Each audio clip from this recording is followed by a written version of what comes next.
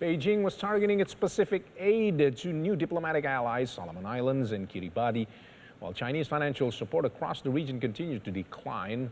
The Lowy Institute reported Monday in its latest annual analysis of regional assistance. China's aid to the Pacific has fallen from a peak of $287 million in 2016 to $187 million in 2020, which is the lowest level since 2008, when the Sydney-based international policy think tank began quantifying support for developing island nations in the Pacific. All the while, Australia, the biggest aid donor to the Pacific, announced in the government's annual budget last week an additional $570 million in aid for the Pacific region.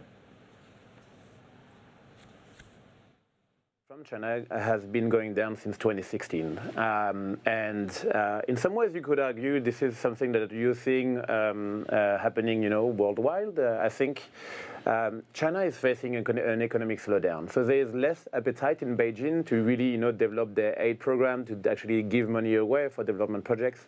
And this is actually something you see globally. There is a reduction of new Belt and Road Initiative infrastructure projects all around the world, and so this is something you can. The reality is that also in the Pacific, the Pacific has awakened to the fact that Chinese debt and Chinese aid projects are sometimes of a questionable quality, and the loans provided by Exim Bank of China in the Pacific are sometimes way more expensive than loans that could be provided by the Asian Development Bank, Japan, and others.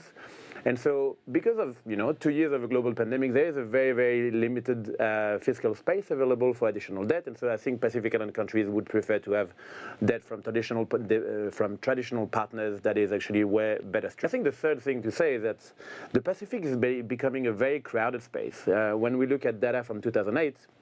China had to compete with, the ADB and maybe the World Bank and Japan for big infrastructure projects. Today, there are a myriad of other development partners who want to be invested in infrastructure projects. And so this means that the competition is becoming much harder, especially because in the Pacific, you have a very, very limited